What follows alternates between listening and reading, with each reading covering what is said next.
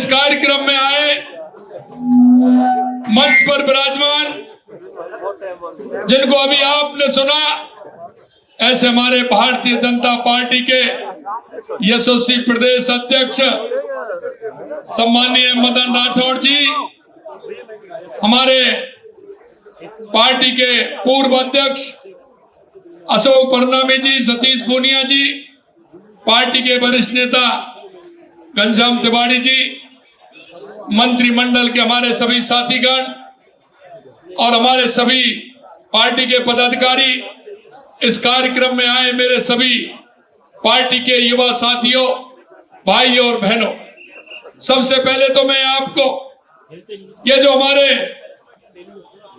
देश के यशस्वी प्रधानमंत्री नरेंद्र मोदी जी के नेतृत्व में जो हमारी जीत हुई है, उसके लिए आप सभी को मैं बधाई देता हूं, आपको शुभकामनाएं देता हूं। मित्रों, आज का दिन बहुत ही ऐतिहासिक दिन है, क्योंकि आप देख रहे हो जो हमारे सपने थे, जो हमारे पार्टी के मनीषियों ने देखे थे, देश के यशस्वी प्रधानमंत्री नरेंद्र मोदी जी के नेतृत्व में वो सारे सपने साकार हो रहे हैं।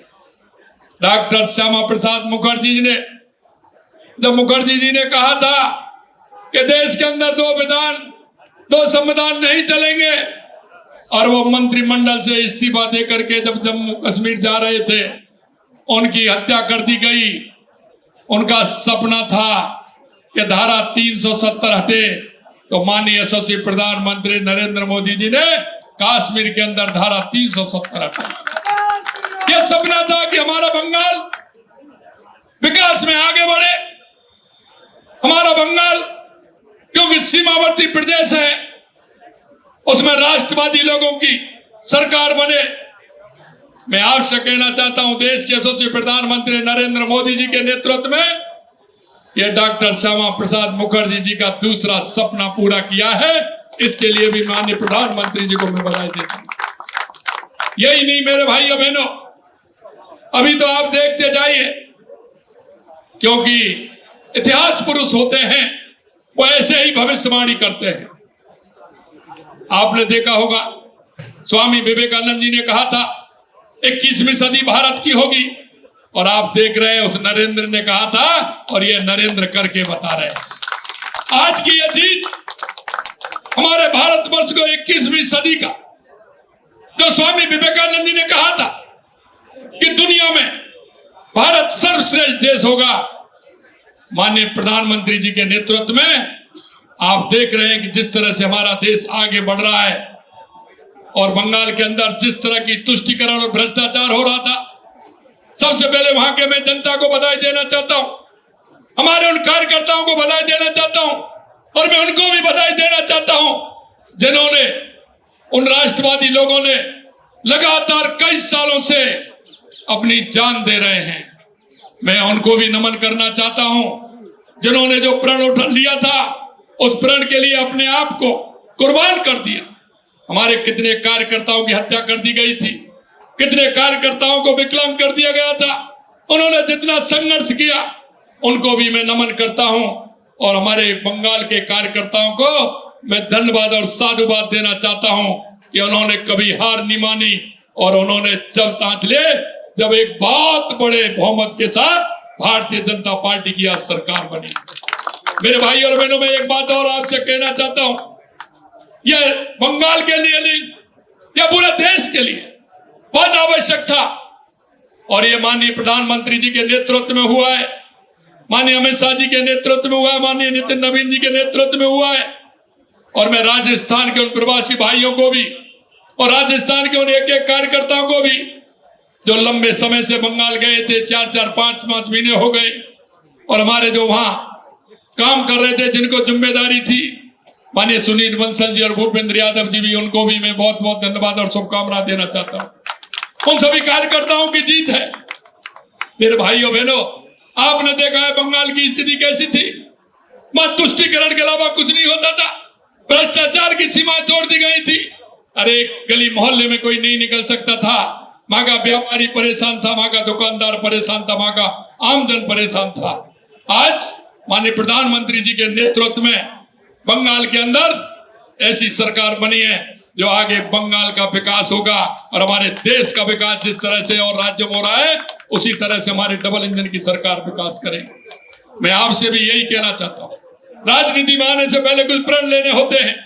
वो हमारे देश के यशस्वी प्रधानमंत्री नरेंद्र मोदी जी ने और पूरी टीम ने, हमारे राष्ट्रीय नेताओं ने लिया है, हमारे प्रदेश के नेताओं ने लिया है। मित्रों, जब हम पार्टी के अंदर काम करते हैं तो राष्ट्र की बात करते हैं, क्योंकि राष्ट्र को प्रथम मानते हैं। हम पार्टी को द्वितीय मानते हैं, व्यक्ति को तीसरे नंबर पर मानते हैं। हम सभी कार्यकर्ताओं का दायित्व कि हम ऐसे काम के लिए आगे बढ़े। हम, हमारा प्रदेश हो चाहे देश का कोई भी प्रदेश हो, उसमें राष्ट्रवादी पार्टी का सरकार कैसे बने हमेशा चिंता रहती है, तो राष्ट्र से प्रेम करते हैं। और आज इतनी बड़ी जीत बंगाल के अंदर हमारी हुई है, निश्चित रूप से माननीय प्रधानमंत्री नरेंद्र मोदी जी के नेतृत्व में यह बहुत बड़ा जीत हमारी हुई है। मैं माननीय प्रधानमंत्री जी को भी बहुत बहुत हार्दिक बधाई देता हूं कि लगातार जो विजन ले रहे हैं वो एक एक विजन को पूरा कर रहे हैं। आज राजस्थान को ही देख लीजिए कि 2.25 साल के अंदर राजस्थान ने जो मांगा है वो माननीय देश के यशस्वी प्रधानमंत्री नरेंद्र मोदी जी ने दिया। उनका एक ही एजेंडा है कि हमारा राष्ट्र कैसे आगे बढ़े, हमारा आमजन गरीब का कल्याण कैसे हो, विकास हमारे प्रदेशों में, हमारे देश में कैसे आए। सिर्फ उनको यह चिंता रहती है। ऐसे जो कहते हैं ना कि ऐसे पुरुष युगों युगों में जन्म लेते हैं।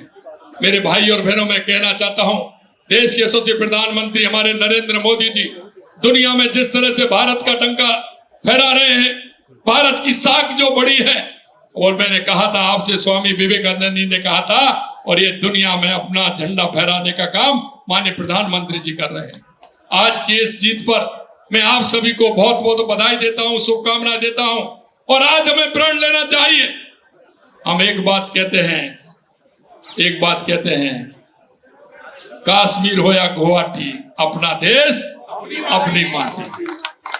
कश्मीर हो या गुवाहाटी, अपना देश अपनी माटी। इसलिए मैं आपसे यही कहूं कि जहां भी आप जाएं, मन में हमेशा विचार रहे राष्ट्र के प्रति हम किस तरह से काम कर सकते हैं, प्रदेश के प्रति कैसा काम कर सकते हैं, राजस्थान की जनता के लिए हम कैसा काम कर सकते हैं।